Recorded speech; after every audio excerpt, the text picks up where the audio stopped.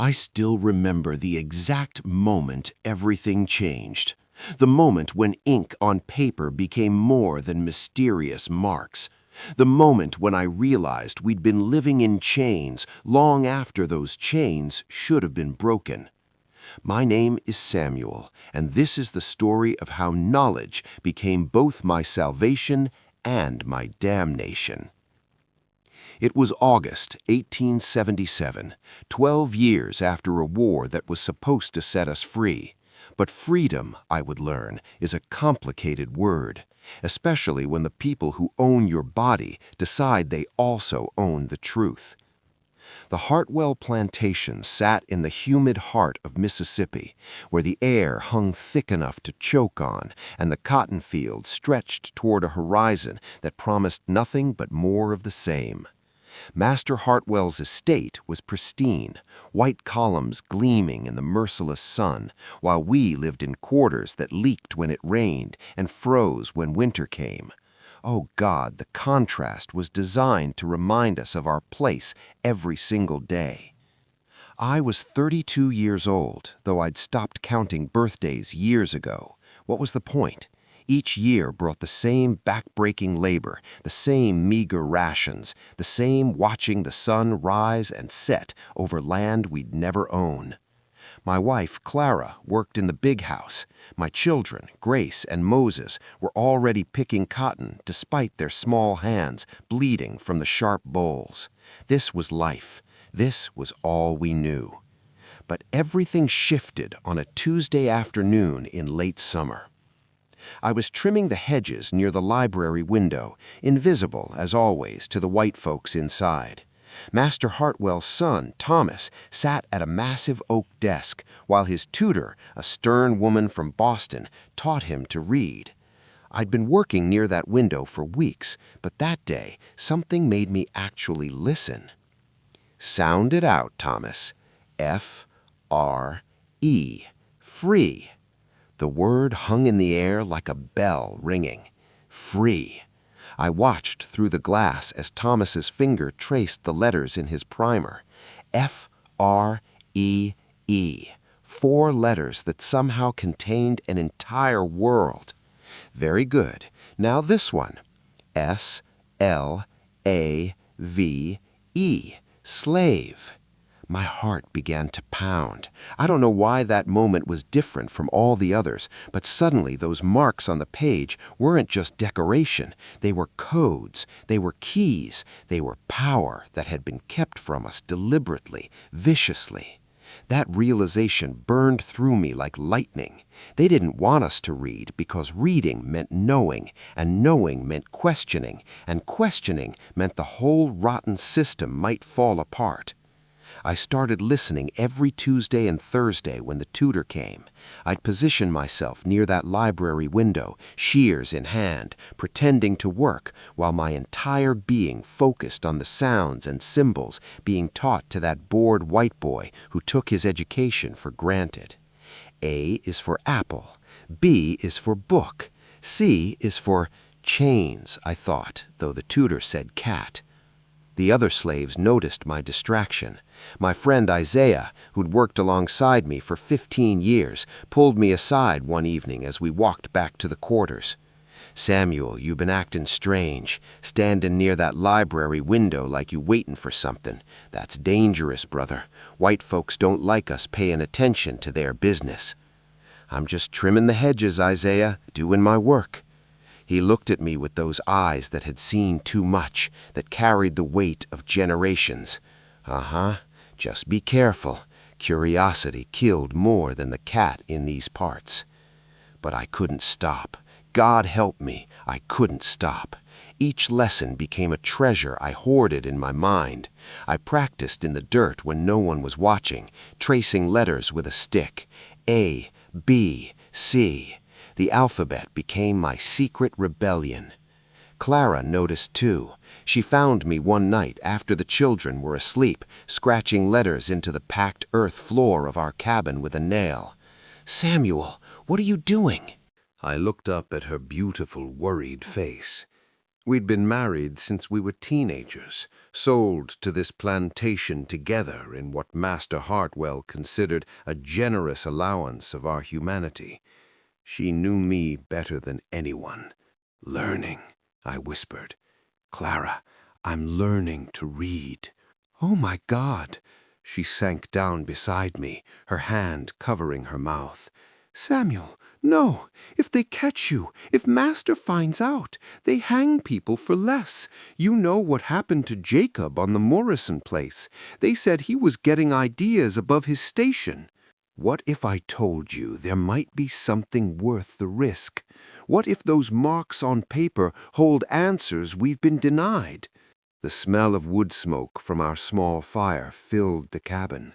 Outside, I could hear the crickets singing their evening song, the same song they'd sung over this cursed land for 100 years. The sound of distant thunder promised rain we desperately needed for the crops that would make Master Hartwell richer while we remained in these shacks with dirt floors. Clara took my hand. "I'm scared, Samuel. I'm so scared of what happens if you keep going down this path. But I'm also scared of what happens if you stop. I see something in your eyes I haven't seen in years. Something like hope." "Hope is dangerous," I said, repeating what we'd all been taught. "Maybe, but maybe it's also the only thing worth having." That moment changed everything. My wife, my Clara, saw what I was reaching for and didn't pull me back. She was terrified, yes, but she understood. Over the next 3 months, I became a thief of knowledge. Every lesson Thomas received, I received in shadow. The tutor never knew she was teaching 2 students instead of 1. That bored white boy who complained about his lessons had no idea that outside his window stood a man drinking in every word like water in a desert. By November, I could sound out simple words. By January, I could read sentences, though slowly, laboriously, mouthing each word like a prayer. The Bible in the chapel, the one Master Hartwell read from every Sunday to tell us about obedience and accepting our lot, became my secret textbook. I would slip in after evening chores when the white folks were at dinner and practice with that heavy book. The leather smell of its cover, the whisper of thin pages turning, the way candlelight made the words dance, all of it is burned into my memory forever. It was there, in that chapel that reeked of white supremacy disguised as godliness, that I first started to understand we'd been lied to about everything. The winter of 1878 was brutal. Ice formed on the water buckets outside our cabins, and the wind cut through our thin blankets like knives. But I barely felt the cold. I was burning with a fever of a different kind. My reading had improved enough that I could make my way through passages of Scripture, and what I found there began to unravel everything Master Hartwell had told us about God's plan for our lives. "For God so loved the world," I read slowly one February night, my finger tracing each word. The chapel was empty, dark except for the single candle I'd smuggled in. "That he gave his only begotten Son, that whosoever believeth in him should not perish, but have everlasting life." Whosoever. Not whoever is white, not whoever is free. Whosoever. I started sharing small revelations with Clara and the others I trusted. Isaiah, despite his initial warnings, became curious. So did Miriam, an older woman who worked in the laundry and had the kind of wisdom that came from surviving things that should have killed you. And there was young Nathan, barely 18, whose fire hadn't yet been beaten out of him.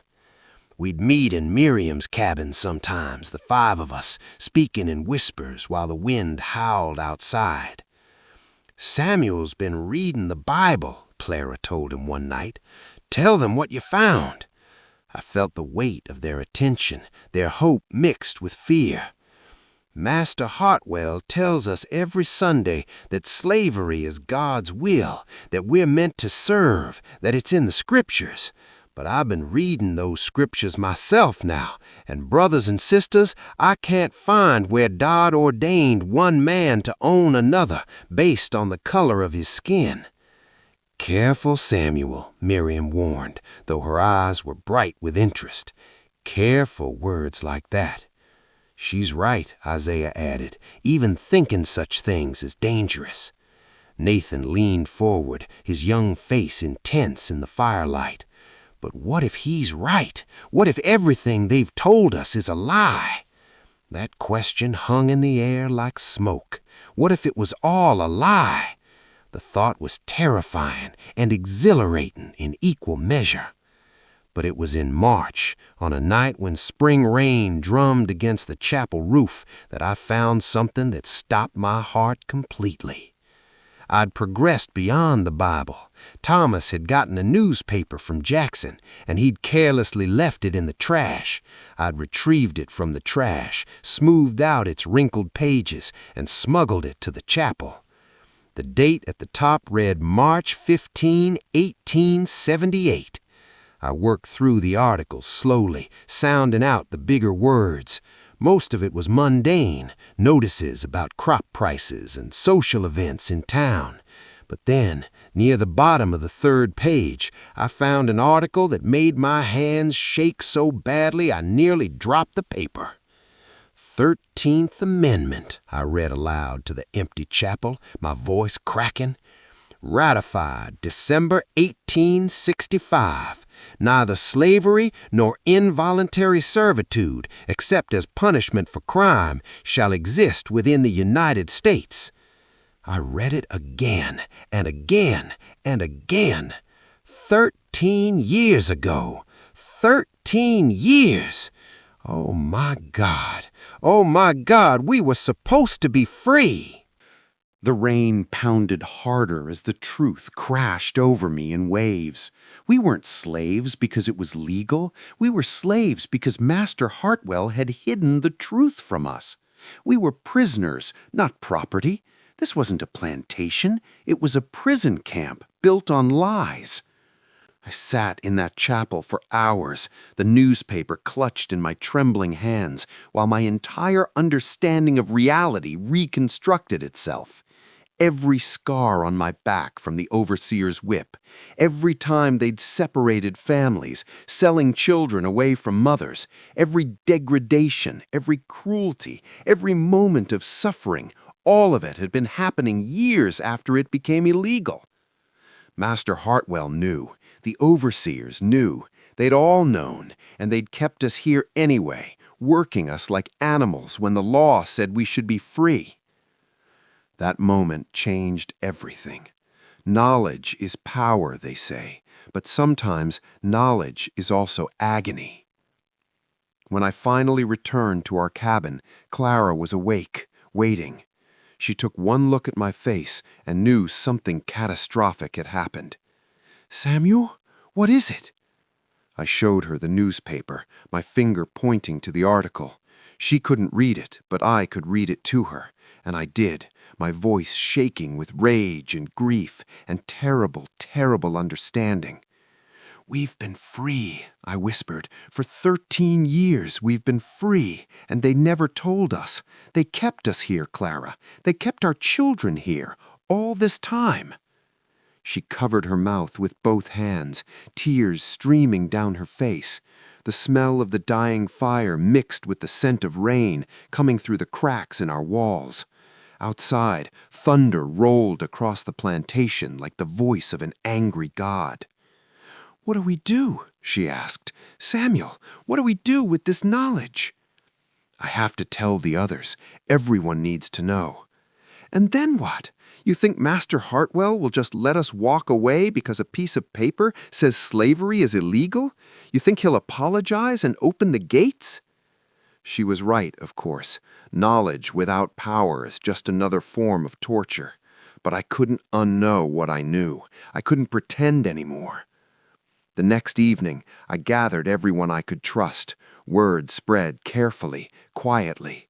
23 of us crowded into the largest cabin, the air thick with body heat and tension.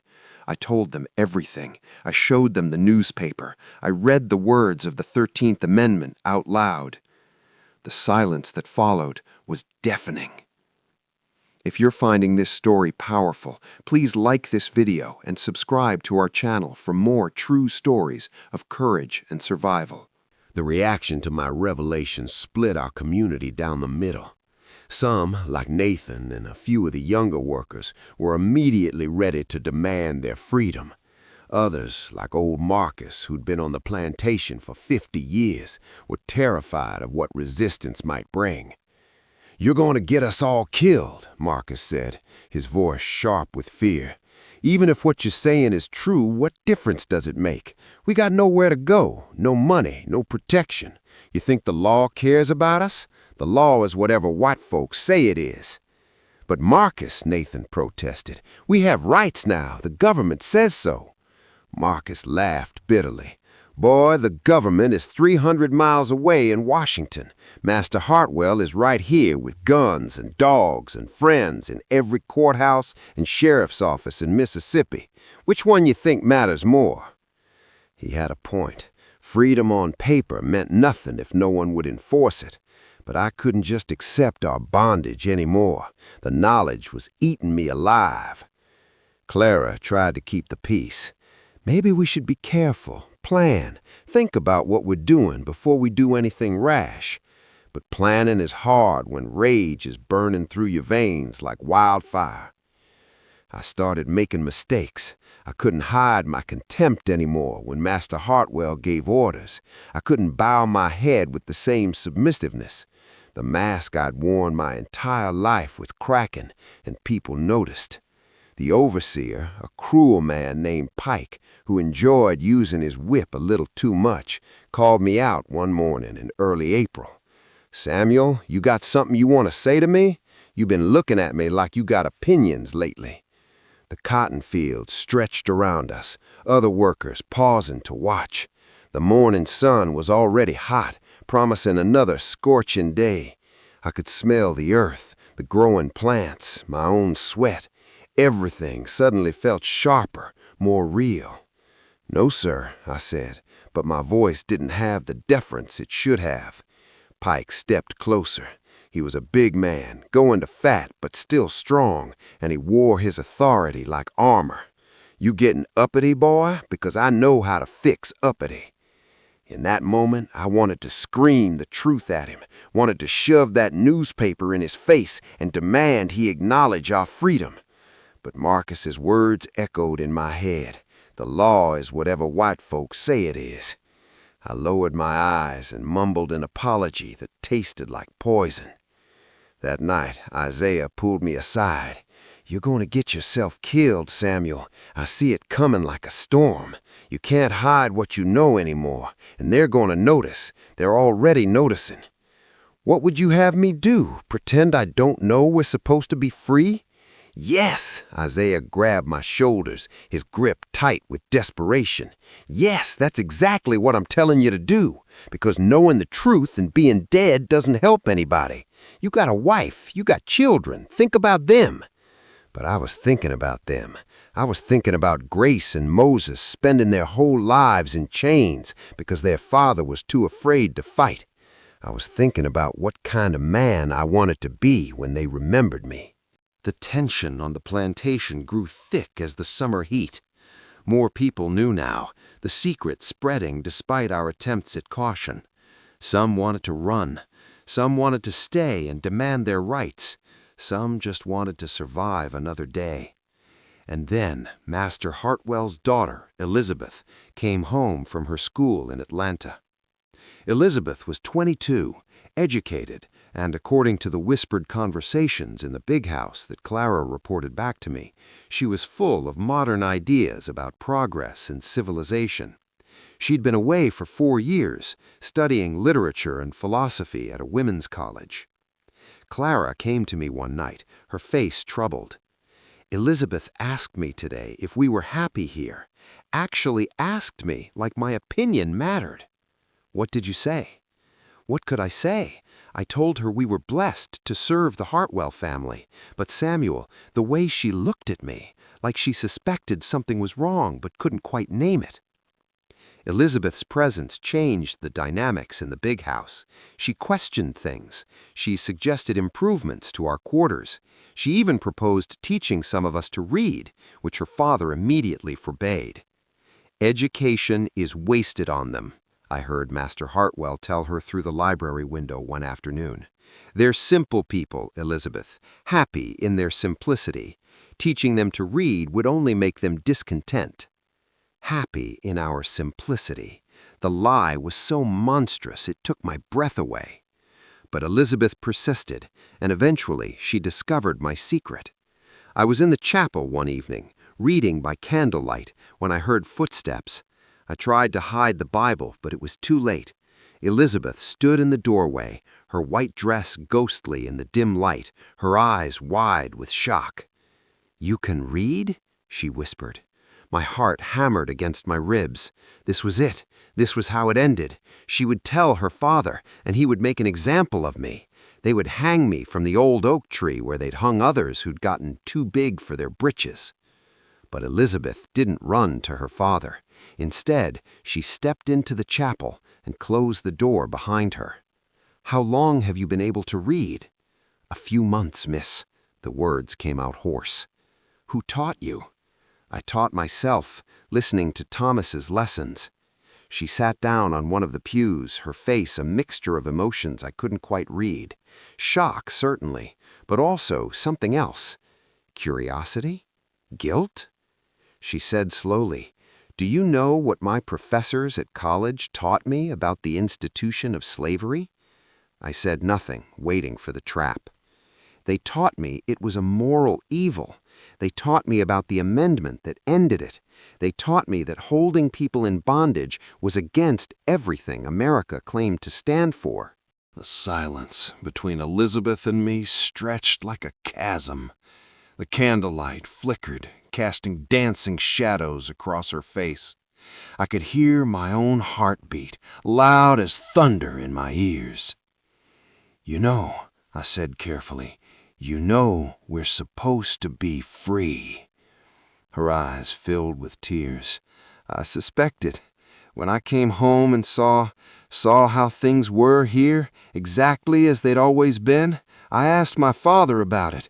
He told me that you all were different, that the amendment didn't apply here because you were happy, because you'd chosen to stay as employees."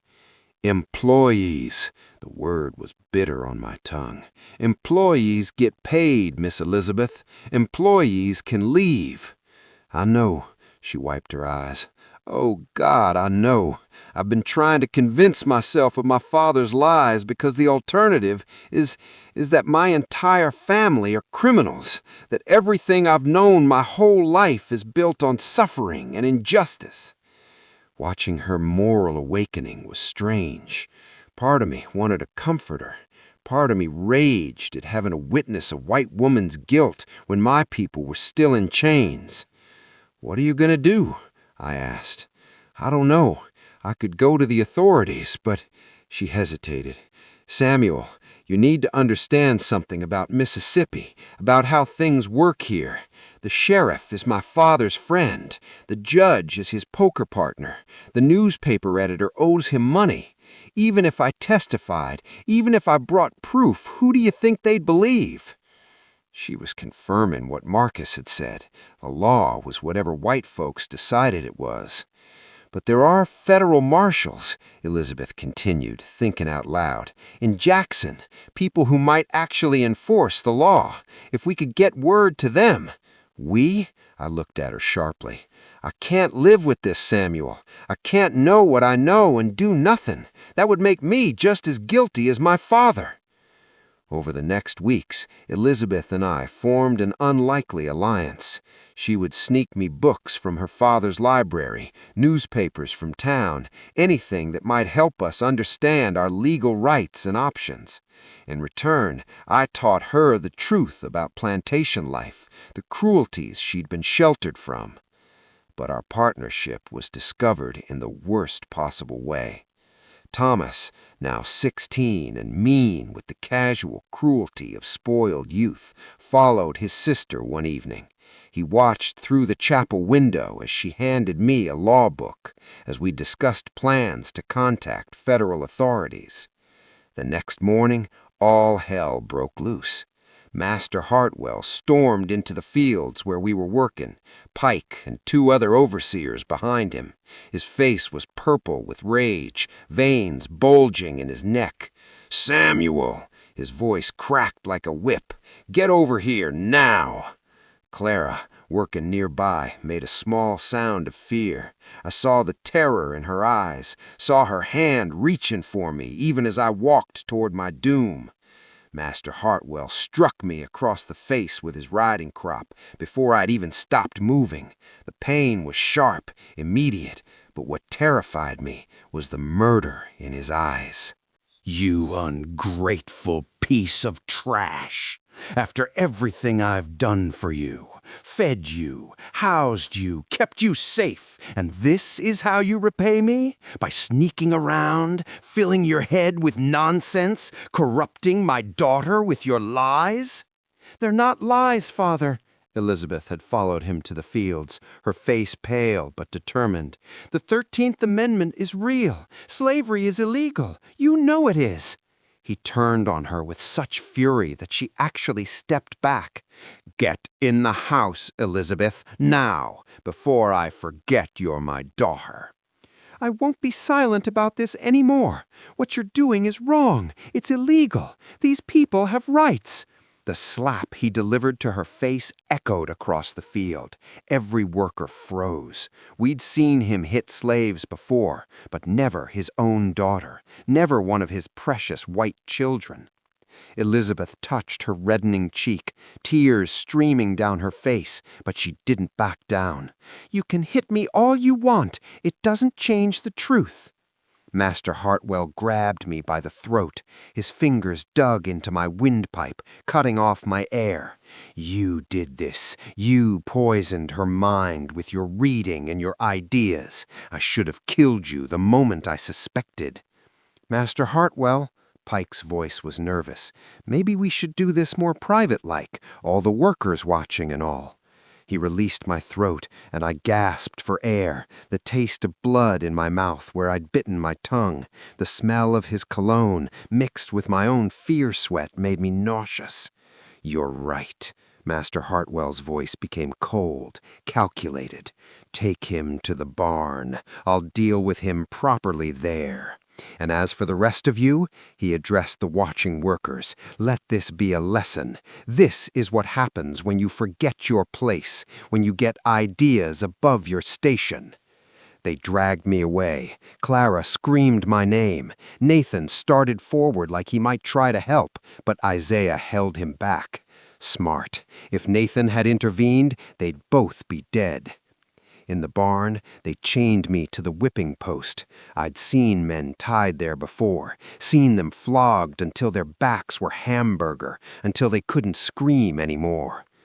Master Hartwell stood before me, rolling up his sleeves. "I want you to understand something, Samuel. It doesn't matter what some piece of paper in Washington says. It doesn't matter what fancy amendments they pass. This is my land. These are my people, and you will never, ever be free." The first lash of the whip tore across my back like fire. They whipped me for hours. Or maybe it was minutes. Pain has a way of distorting time, making each second stretch into eternity. I lost count of the lashes after 20. After that, there was only the agony, the taste of blood in my mouth from biting my tongue to keep from screaming, the smell of my own flesh tearing. When they finally unchained me, I collapsed to the barn floor. The dirt was cool against my burning skin, almost a relief. I could hear them leaving, hear Master Hartwell giving orders to Pike. "Keep him locked in here tonight. No food, no water. Let him think about what happens to uppity slaves. Tomorrow we'll decide if he lives or dies." The barn door slammed shut. Darkness swallowed me whole. I don't know how long I lay there, drifting in and out of consciousness. The pain was everywhere, a living thing that pulsed with each heartbeat.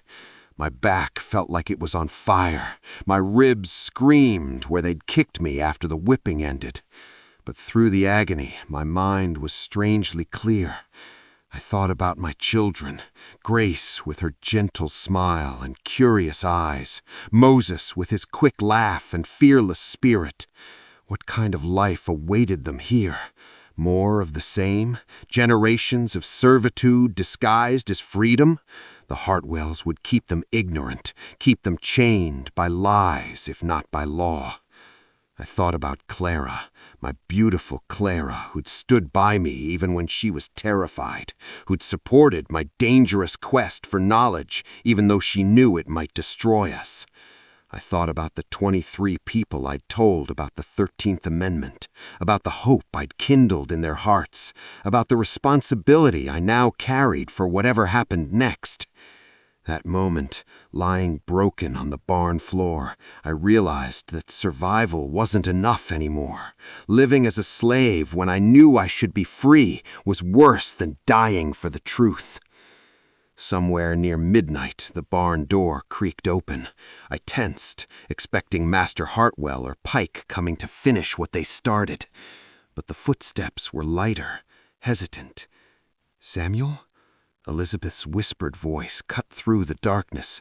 "Oh God, Samuel, what has he done to you?" She knelt beside me with a lantern. The light hurt my eyes, but not as much as the pity I saw in her face when she looked at my back. "Don't," I managed to say. "Don't look at me like that." "I brought water and bandages. I'm so sorry. This is my fault. I should have been more careful." She helped me drink, then began cleaning my wounds as gently as she could. Each touch sent fresh waves of agony through my body, but I bit down on the rag she gave me and endured. "I sent a telegram," she whispered as she worked, "to the federal marshal's office in Jackson. I told them everything. They should be here in 2 days, maybe 3. "Elizabeth, they'll kill me before any marshal arrives. Your father made that clear." "Then we have to get you out tonight, you and your family, anyone who wants to leave." "And go where? We have no money, no resources, and they'll hunt us down like animals." She sat back on her heels, her hands stained with my blood. "I have money, jewelry I can sell. My mother's pearls alone would be enough to get you to Chicago or New York, somewhere far from Mississippi where the Hartwells have no power." Hope and despair warred in my chest. "Why are you doing this?" "Because it's right. Because I can't live with myself otherwise. Because—" She paused, wiping tears from her face with the back of her hand. "Because you showed me that courage isn't about being unafraid. It's about doing what's right, even when you're terrified." We made a plan there in the darkness of that barn. Elizabeth would gather what supplies she could. At 3 in the morning, when even the overseers were sleeping, she would unlock the barn and create a diversion. I would have maybe 30 minutes to gather Clara, the children, and anyone else brave enough to run. "There's a conductor for the Underground Railroad," she said. "Even though slavery is supposed to be over, they still help people escape from situations like this. There's a safe house 15 miles north, near the river. If you can get there, they'll help you get further north." "The Underground Railroad still exists?" "For people like you, trapped in places like this, yes. The war might be over, but the fight for true freedom isn't." She left me with water, some bread she'd stolen from the kitchen, and a small knife. "For protection," she said, "just in case." After she was gone, I lay in the darkness and prayed. Not to the God Master Hartwell preached about, the one who supposedly ordained slavery and submission, but to the God I'd found in my own reading of the Scriptures. the God who saw the suffering of his people and delivered them from bondage. "If I'm going to die," I whispered into the darkness, "let it mean something. Let it be for freedom, real freedom." The hours until 3 a.m. crawled by with agonizing slowness. Every sound made me tense, thinking they'd come to finish me off, but they never did. Master Hartwell was so confident in his power that he didn't even bother posting a guard. That would be his mistake. At exactly 3 a.m., I heard it. The church bell in the distance began to ring frantically. Fire, Elizabeth had said. She would set fire to one of the storage sheds far from the slave quarters, far from our planned escape route. The barn door swung open. "Run," Elizabeth whispered. "Run and don't look back." I ran through the darkness like a ghost, my torn back screaming with each movement. The cool night air stung my wounds, but I barely felt it. Behind me, I could hear shouting, see the orange glow of flames against the night sky. Elizabeth's diversion was working. Clara was waiting at our cabin, the children already awake and dressed. She'd packed what little we owned into 2 cloth bundles.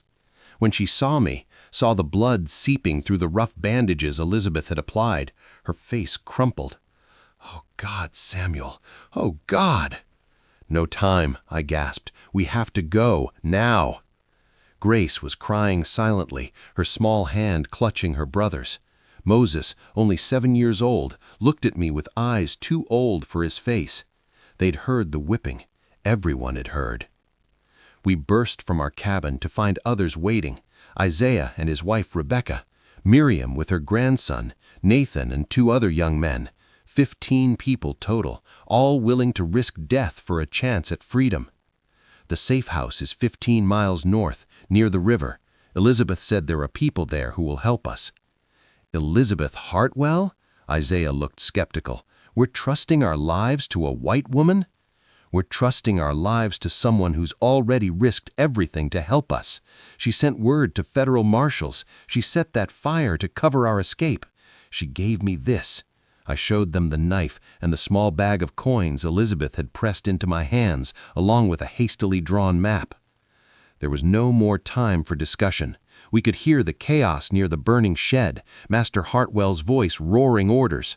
Soon they would realize the fire was a diversion. Soon they would check the barn and find me gone. We ran. Through the cotton fields we'd worked our entire lives, the plants whispering against our legs like they were saying goodbye. Past the creek where Grace and Moses had played in stolen moments of childhood. Past the old oak tree where they'd hanged Marcus's son 5 years ago for looking at a white woman wrong. The night was alive with sound. Crickets, frogs, the distant barking of dogs. Oh God, the dogs. Of course Master Hartwell would use dogs to hunt us. Faster, I urged the group, though I could barely keep my own pace. The pain in my back was excruciating, blood soaking through the bandages and my shirt. We need to reach the river before they loose the hounds. Clara supported me on one side, Nathan on the other. Grace and Moses ran alongside us, their small faces terrified but determined. Behind us, the other family struggled to keep up. Miriam was old, her breath coming in ragged gasps. Rebecca was pregnant, though she'd told no one but Isaiah. We'd made maybe 3 miles when we heard them, the baying of hounds, distant but getting closer. They'd found our trail faster than I'd hoped. "The river," Isaiah panted. "If we can reach the river, we can break the scent." But the river was still 10 miles away, and the dogs were gaining. I could hear them, hear the thunder of horses' hooves, hear Pike's voice shouting encouragement to the hunters. In that moment, running through the darkness with my family, hunted like animals, I understood something profound. This was what freedom cost. Not speeches or documents or laws, but blood and terror and the courage to keep running even when every fiber of your being screamed to stop. We split into groups, hoping to confuse the trail. Isaiah took half the people east, toward a swamp he knew from childhood. I led my family and the others north, toward the promised safe house. The terrain grew rougher. Woods gave way to dense forest, roots grabbing at our feet, branches tearing at our clothes and skin. Moses stumbled and fell, crying out in pain. Clara scooped him up without breaking stride, carrying him even though I could see the exhaustion in her face. Grace ran beside me, her hand in mine, squeezing so tight I thought my bones might break. "Papa, I'm scared." "I know, baby Curl. I'm scared too. But we keep running until we're free." The dogs were closer now. I could hear them crashing through the underbrush, their excited baying as they caught our scent. We had minutes, maybe less. Then, through the trees, I saw it, the glimmer of moonlight on water, the river. We burst from the tree line onto the rocky shore. The water rushed past, swollen from recent rains, moving fast and dangerous. Behind us, the dogs were so close I could hear their panting, their handlers' shouts. "Into the water," I commanded. "Let the current take you downstream. Aim for the far bank." Nathan plunged first, the cold water shocking his system, then Miriam and her grandson, then Clara with Moses still in her arms. Grace hesitated at the water's edge. "Papa, I can't swim." My heart shattered. In all the planning, in all the preparation, I'd forgotten my daughter couldn't swim. She'd never had the chance to learn. The dogs burst from the forest, 3 of them, massive hounds bred for hunting humans, their teeth bared and gleaming in the moonlight. Behind them, Pike on horseback, his rifle raised. I did the only thing I could. I grabbed Grace, held her tight to my chest, and jumped. The water was freezing, the current stronger than I anticipated. It grabbed us and pulled us under immediately. Grace screamed, swallowing water, her nails digging into my arms. I kicked hard, fighting to keep her head above the surface, even as my torn back shrieked in agony. A gunshot cracked across the water. The bullet hit the river inches from my head, sending up a spray of water that blinded me. Another shot, this one found Nathan, who'd been swimming strongly toward the far bank. He cried out once, then went under. "No!" Miriam screamed from somewhere downstream. The current pulled us faster, dragging us away from Pike and his gun. I could see Clara ahead of me, still holding Moses, struggling against the water. Behind me, the dogs paced the shoreline, barking frantically, but unwilling to enter the rushing river. We'd made it. God help us, we'd actually made it across. We dragged ourselves onto the far bank like drowned rats, coughing up river water, shaking with cold and exhaustion. The first gray light of dawn was touching the eastern sky, revealing our bedraggled group. We'd lost Nathan to Pike's bullet, and 2 others had been swept away by the current. 11 of us remained. Moses was unconscious, but breathing. Clara performed what ministrations she could, pressing the water from his lungs until he coughed and gasped back to life. Grace clung to me, shivering violently, her teeth chattering too hard for speech. "We can't stay here," I said, though every muscle in my body begged to just lie down and never get up. "They'll find a way across. We need to find that safe house." Miriam's grandson, a boy named Thomas, who we'd always called Little Thomas to distinguish him from Master Hartwell's son, was studying Elizabeth's map.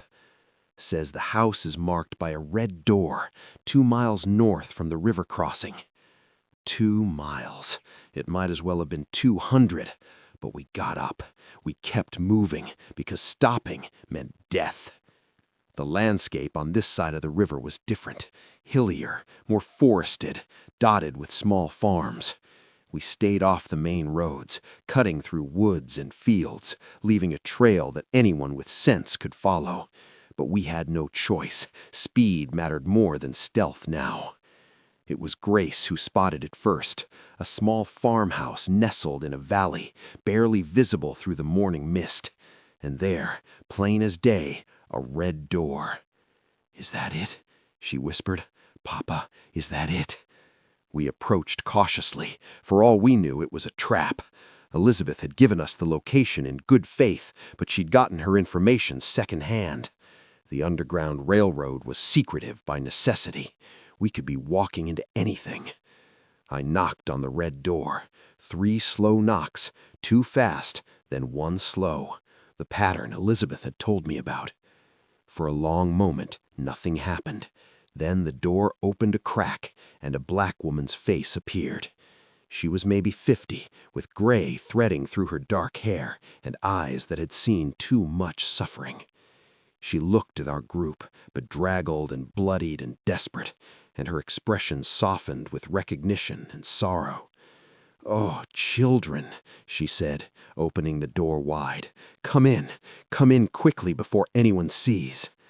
Her name was Ruth, and the farmhouse belonged to her and her husband Josiah, a freedman who'd bought his land with money saved over 30 years. They were part of a network that still helped escaped slaves, even though, legally, there shouldn't be any escaped slaves anymore. "Places like the Hartwell Plantation," Ruth explained as she tended to my back. "They're not rare. There are plantations all across the South still running on slave labor, hidden away in isolated areas where no one asks questions. The law says you're free, but the law doesn't reach everywhere."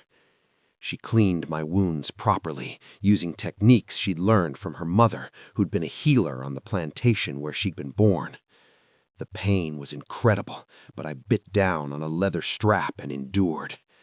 Clara sat with Moses, who'd developed a fever from his time in the cold river. Grace slept fitfully, curled up on a pallet Ruth had prepared. The others ate the food Ruth and Josiah provided. Simple fare, but more than we'd seen in months. The federal marshals should arrive at Hartwell's plantation today or tomorrow.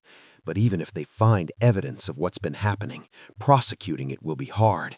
Men like Hartwell have friends in high places. "What about us?"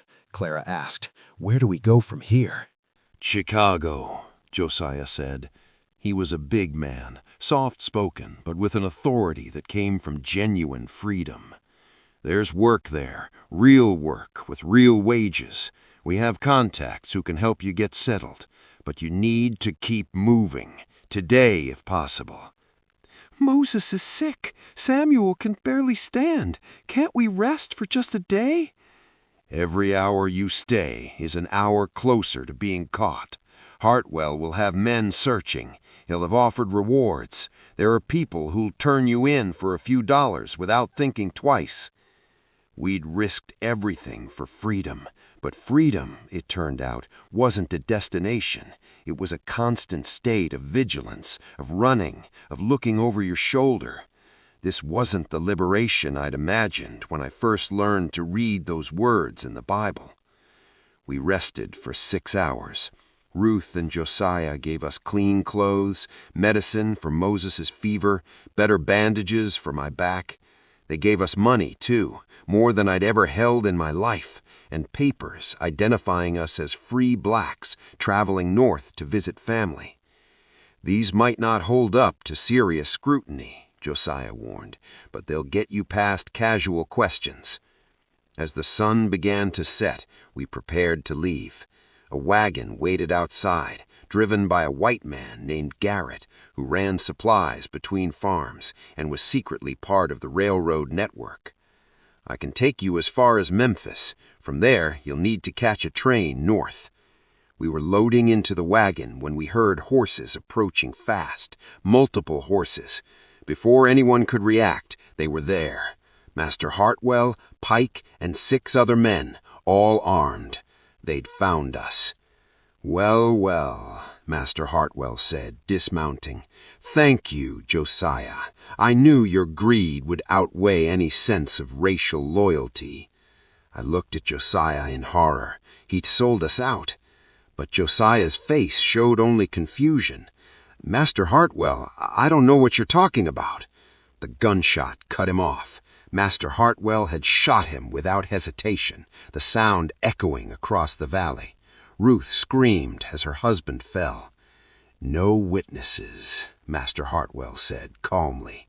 "That's always been my policy. Now, Samuel, you and your family are coming home.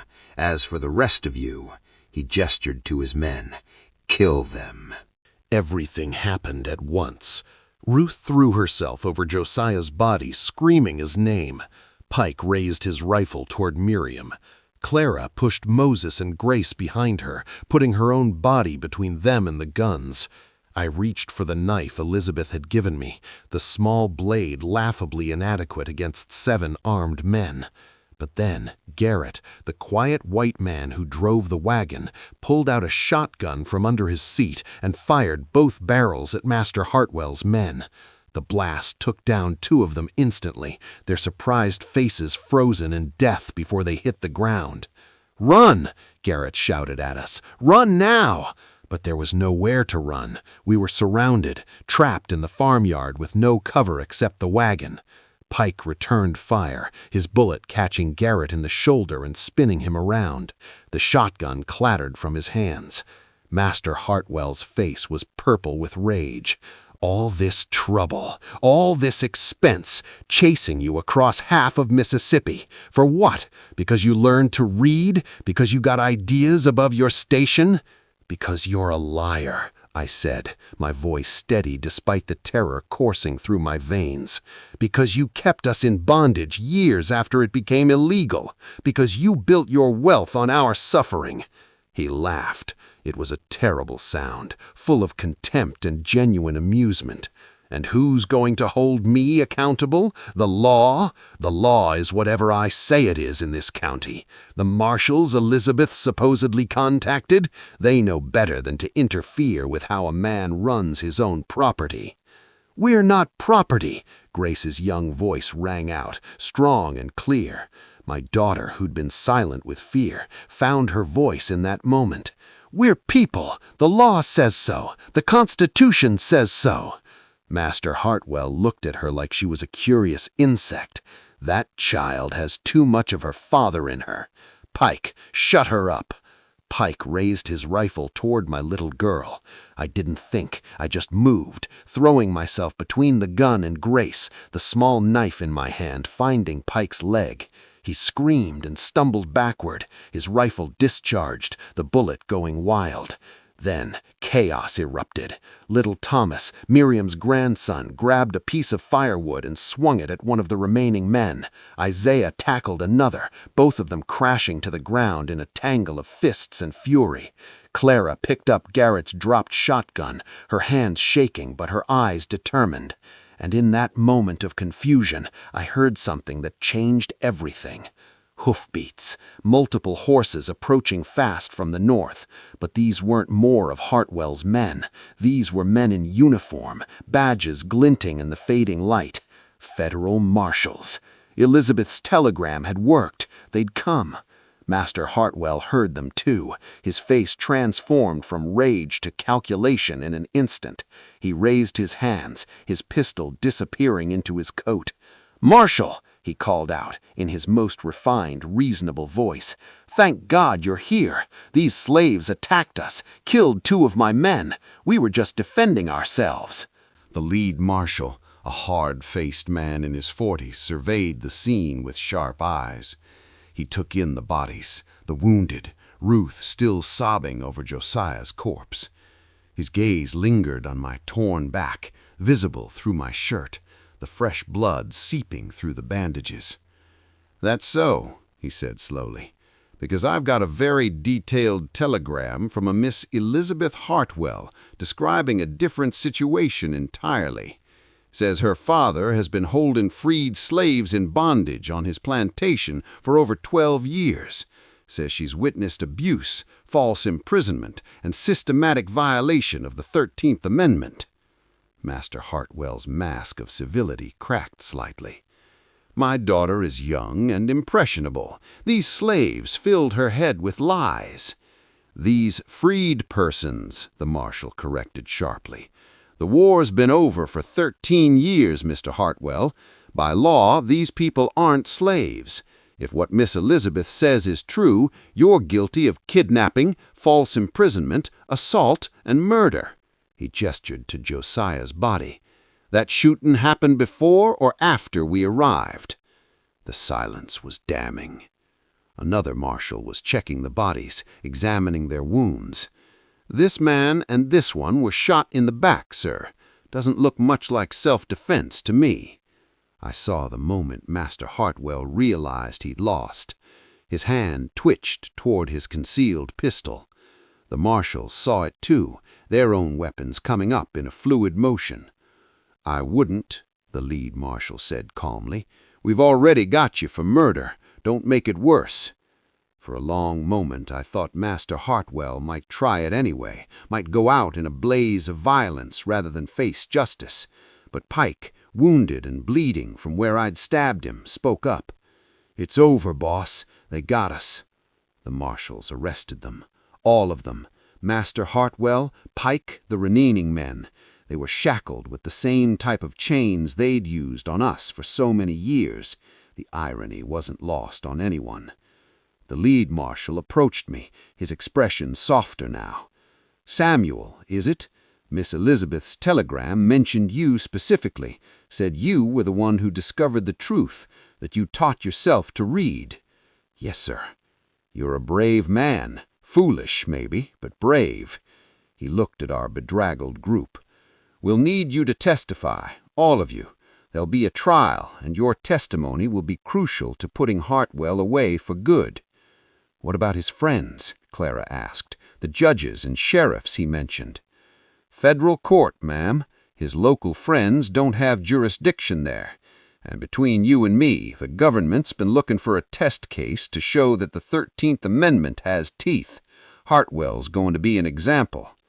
But I was looking at Josiah's body, at Ruth's grief-stricken face, at Garrett bleeding from his shoulder wound, at Grace and Moses, who'd seen things no children should see. "What about them?" I asked. "Josiah and the others who helped us, who died helping us." The marshal's face grew somber. "They'll be remembered as heroes. That's all I can promise."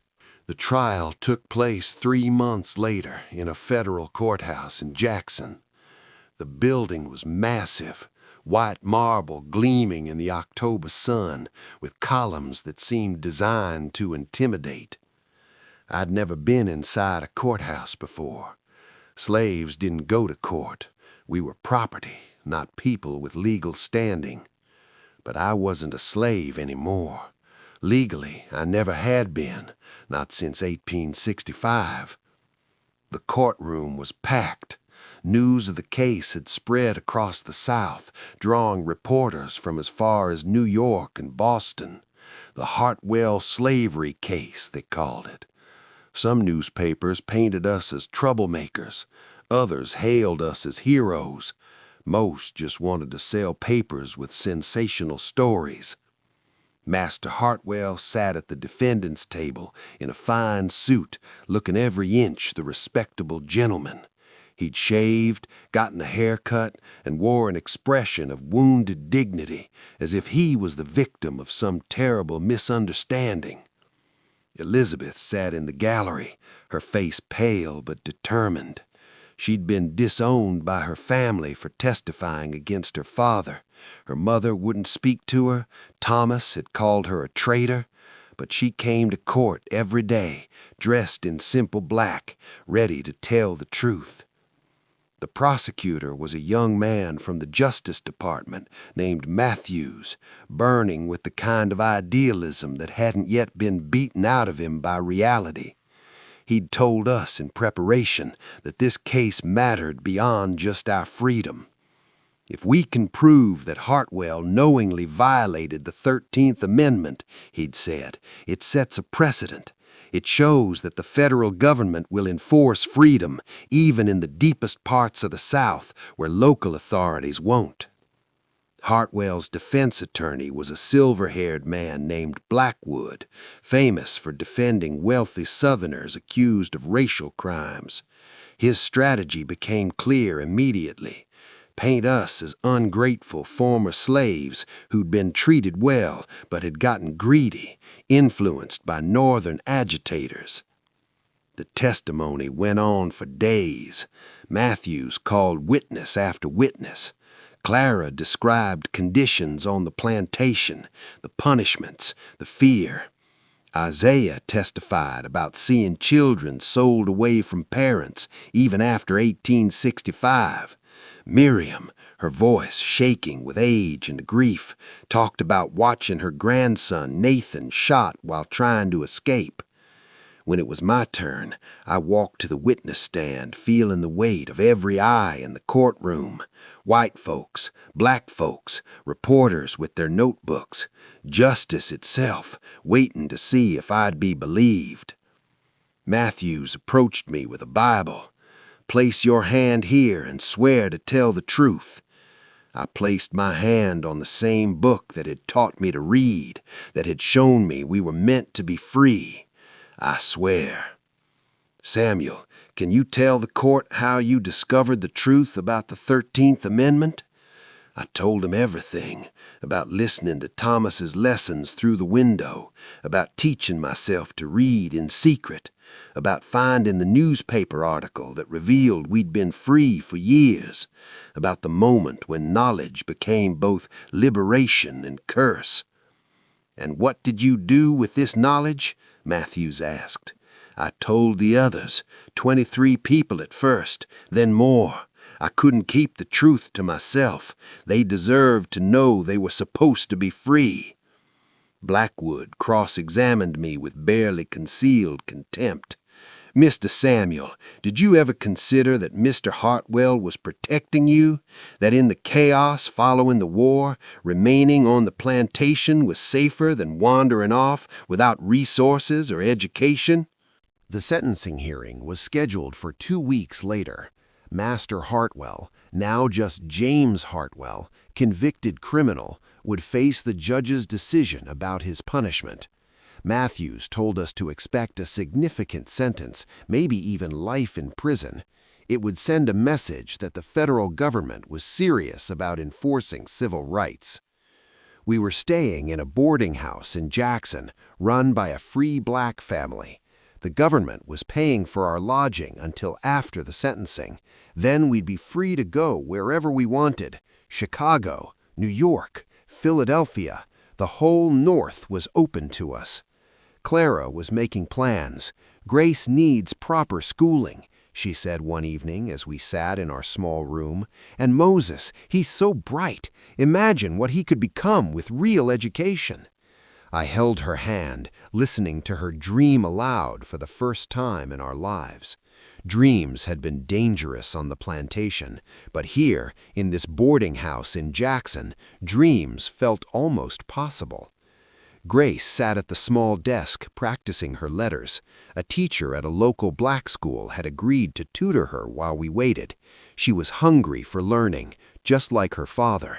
Moses played with a wooden toy, still too young to fully understand how our lives had changed. On the night before the sentencing, Elizabeth came to see us. She looked thinner than before, the stress of the trial and her family's rejection taking their toll. "I wanted to say goodbye," she said quietly. "I'm leaving Mississippi tomorrow, going to Boston where my college friends have offered me a place to stay. I can't be here anymore." "You saved our lives," Clara told her. "You gave up everything for us." Elizabeth shook her head. "I did what anyone with a conscience should do. I'm just sorry it took me so long to see what was right in front of me." After she left, I couldn't sleep. Something felt wrong, though I couldn't name it, a sense of foreboding that crawled under my skin like insects. On the next morning, I woke to shouting in the street below, people running, the smell of smoke. The courthouse was on fire. We rushed outside to see flames pouring from the windows of the federal building where Hartwell was being held, awaiting sentencing. Fire crews were already there, but the blaze was massive, out of control. "There were prisoners in there," someone shouted. "The whole jail section is engulfed." My blood ran cold. I grabbed a firefighter. "James Hartwell, he was in there. Did they get everyone out?" The firefighter's soot-stained face told me everything before his words did. "No, sir. The fire started in the jail section, spread too fast. No one could have survived that. Hartwell was dead, along with Pike and the other men awaiting sentencing, consumed by flames before justice could be fully served. Later, we learned the truth. The fire had been deliberately set by Hartwell's friends, men who couldn't bear to see one of their own imprisoned for what they still saw as his God-given right to own slaves. They'd meant to free him. Instead, they'd killed him. "At least he can't hurt anyone else," Clara said when we heard the news. But I felt hollow, cheated. Hartwell had escaped true accountability, escaping into death before facing the consequences of his actions. And worse, his death would become a rallying cry for others like him. I could already hear how the story would be told in certain circles. A good man persecuted by northern agitators, driven to his death by ungrateful former slaves. The federal government moved quickly. Matthews assured us the case would still set precedent even without sentencing. Hartwell's conviction stood. Other plantations operating like his would be investigated and shut down. Our testimony had mattered. But Nathan was still dead, shot by Pike while trying to escape. Josiah was dead, murdered by Hartwell. The 2 workers swept away by the river were dead. So many dead, and for what? Freedom that had supposedly been ours all along? Knowledge had been my goal, the key I thought would unlock our chains. But knowledge without power is just another form of suffering. I'd learned to read, discovered the truth, fought for our freedom, and people had died. Good people, brave people. Was it worth it? We went north to Chicago as planned. The government gave us compensation, money seized from Hartwell's estate. We used it to buy a small house in a neighborhood where other former slaves had built new lives. Grace and Moses went to school, their minds flowering with education I'd never had. I got a job at a printing press, surrounded by words and books. Clara found work as a seamstress. We were free. We were safe.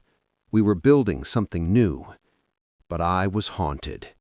2 years after the trial, I started teaching other former slaves to read. In our small house, we held evening classes. I taught them the alphabet the same way I'd learned it, through secret observation and desperate hope. I taught them to read the words that had set me free and cost so many their lives. One night, a young woman asked me if learning to read had been worth it. If I'd known the cost, would I still have done it?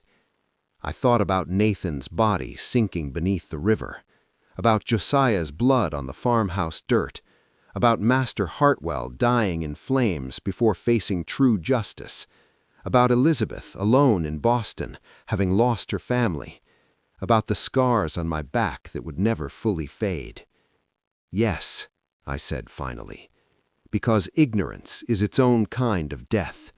We were dying slowly on that plantation, our spirits crushed under the weight of lies. At least we died fighting for truth. At least we died free." But the truth was more complicated than that. The truth was that knowledge had destroyed my peace.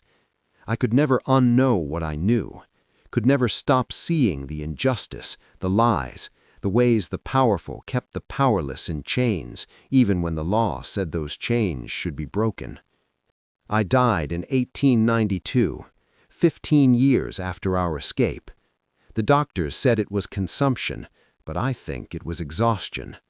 Exhaustion from carrying the weight of knowledge, from bearing witness to the gap between what America promised and what it delivered. At my funeral, they read from the Bible I'd used to teach myself to read, the same Bible that had shown me we were meant to be free. Grace, now a schoolteacher herself, read the words, "And ye shall know the truth, and the truth shall make you free." But she added something I'd told her once, near the end. Sometimes the truth sets you free.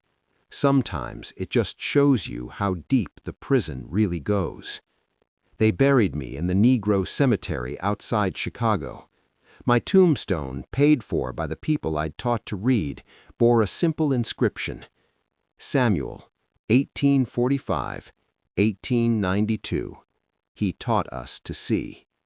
The government eventually shut down 17 plantations operating like Hartwell's, freeing over 2,000 people who'd been held in illegal bondage after the war.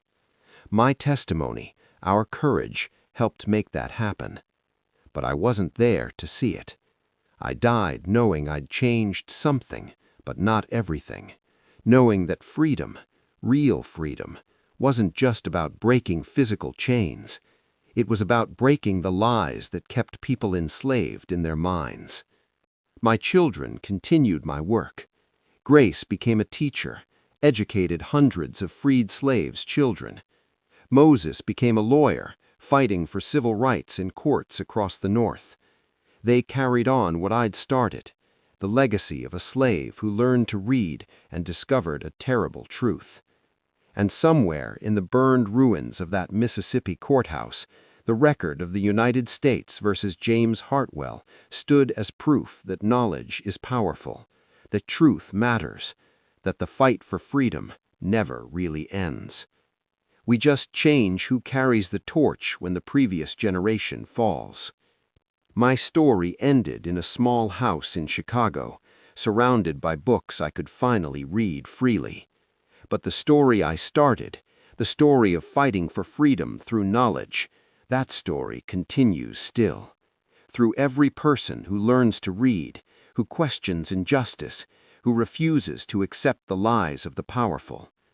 That story will never end, because knowledge, once gained, cannot be unlearned, and truth, once spoken, cannot be silenced forever, even if it kills you.